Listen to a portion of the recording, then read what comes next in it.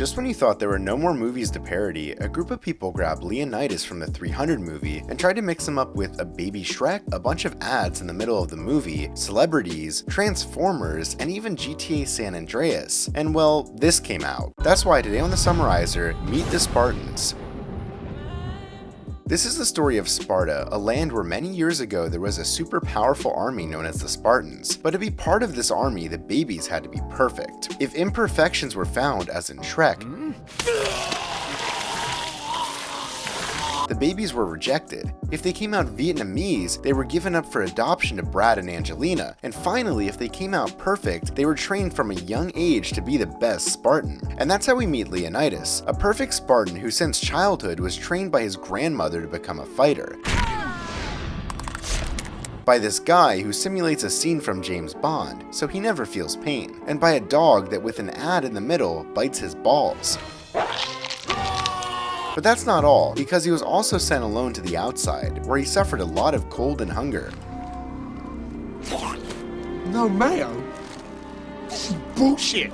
But he not only went hungry, because he also had to fight against the most dangerous beasts of that place, like this giant penguin that tries to kill him. Oh, hell ain't sitting right. Suck your dick!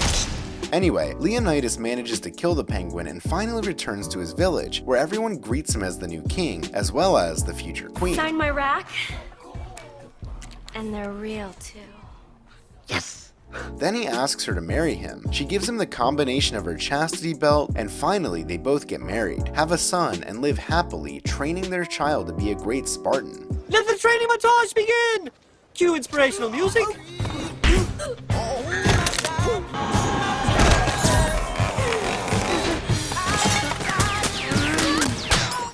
But living happily does not last long, because now the messenger of the king of Persia appears. Because apparently in Sparta, they shake hands with the women and kiss between men. Anyway, we continue. There they go for a walk together, and the messenger tells him that the Persian king named Xerxes is conquering the whole world, and as his last conquest he chose Sparta. Let us talk by the giant pit of death. Okay. It seems that King Xerxes proposes that they surrender, so the Spartans will build their pyramids, the women will be slaves, and their children will work in factories making sneakers. And even though this guy named Traitor recommends him to make the deal, Leonidas looks at his people and is not convinced by the idea, so he decides to go to war, and the iconic scene of the original movie happens. This is Sparta! And then he takes the opportunity to throw the rest of the messenger's helpers, Britney Spears, and these two guys that I don't know who they are. If you know them, leave it below in the comments. We continue. Then the whole cast of the TV show American Idol appears, and they tell him that his kick was pretty shitty, so Leonidas is out of the contest. But that doesn't matter. What matters is that he goes to talk to his friend called the Captain, and he recommends that before going to war, he should talk to the prophets. There, he tells them that he's gathering 300 people for an army to attack the Persians, and he draws them how the attack is going to be. What's so damn funny? Look, it's all there for you to see. But these guys don't tell him much, and apparently he has to consult with the Oracle, who is none other than Ugly Betty. Chest waxer says what? What? Douchebag says what? What? In the end, she ends up telling him that if he goes to war with the Persians, he will probably die. But Leonidas has more important problems than that, because he is bullied in the city, his wife slept with a lot of famous people, and also the public opinion doesn't like him. Well, Harry Knowles at Ain't It Cool News says this movie is just a cheap ripoff of 300. After spending their last night together, the next day Leonidas prepares to go to war with his army, but the captain did not get 300 and could only get him 10 soldiers. Ready to fight for you, my king! Never give up! Never surrender! To infinity and beyond! In fact, there are 11, because later Sonio appears, who is the captain's son, and as Leonidas likes him for his army, he is added as well. And now he finally says goodbye to his son. My child, I shall never forget you. It's not your son. You asshole. Finally, he does say goodbye to his son, tells him to be strong, and finally says goodbye to his wife. She gives him a necklace, and they all leave together for the war. Oh, no, not I. I will survive. Oh, as long as I know how to love my dog. On the way, they stop to rest and recover their electrolytes with a Gatorade ad. But at that moment, Paris Hilton appears, telling them that she knows a secret way to defeat the Persians. But to give them that information, they will have to allow her to join the army of the Spartans. Leonidas thinks about it for a while, but then ends up saying no, and Paris Hilton starts to cry. I'm not as stupid as I look.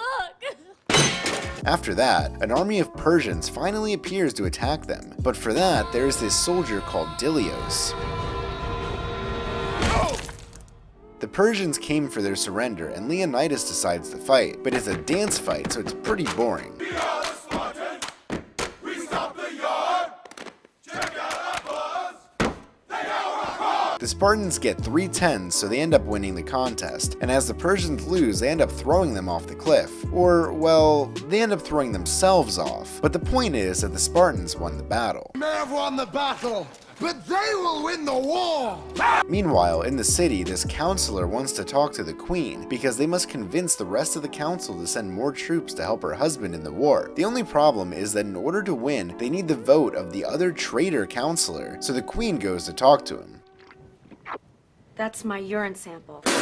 There she tells him that Leonidas needs more troops, but while talking to him, the traitor gets distracted and the talk comes to nothing. However, this doesn't matter for now, because King Xerxes appears on the battlefield and makes him an offer to surrender with his entire army. He's offering to buy back your briefcase for a weekend getaway for 2 Las Vegas, Nevada. And even though the whole army wants him to take the deal, Leonidas finally says no. So now Xerxes gets mad and sends all his best warriors to fight. Still, his warriors are rappers, and the battle is actually a rap battle. So now there's a rather strange fight between the two armies. Mama's so hairy. The only language she speaks is Wookiee. Mama's so fat. Her pant size is, bitch, lose some weight. In the end, the only important thing that happens is that Xerxes' warriors lose again, and in one of the battles, Dilios loses his sight. Later, the Persians make a tremendous party with vodka and Red Bull in their city, and there appears again Paris Hilton, who tells them that she knows a secret passage to finally defeat Leonidas. But in exchange for giving this information, she asks to erase her antecedents, a Chanel bag, and something else that she does not remember.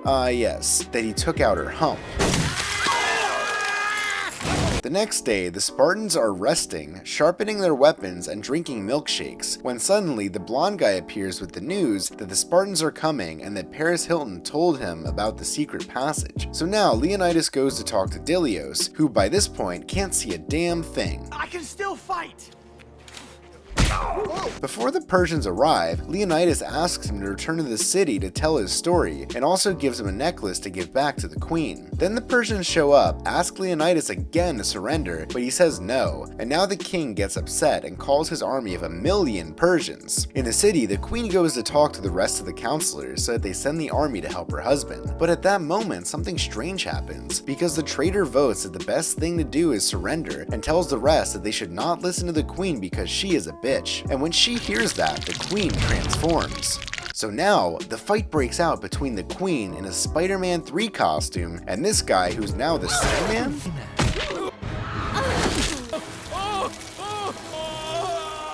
In the end, they all realize that the other guy was a traitor, and together they decide to send more warriors to help Leonidas. But it's too late anyway, because on the other side, the final fight between Spartans and Persians starts. Remember this day, boys!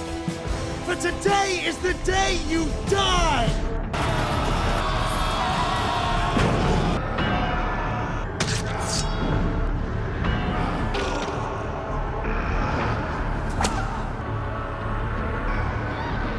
In the middle of the fight also appears the Ghost Rider, but they quickly manage to kill him. But there is still more, because the Persian army has none other than Rocky, and there's the epic fight between the Spartan army and Rocky and his friends.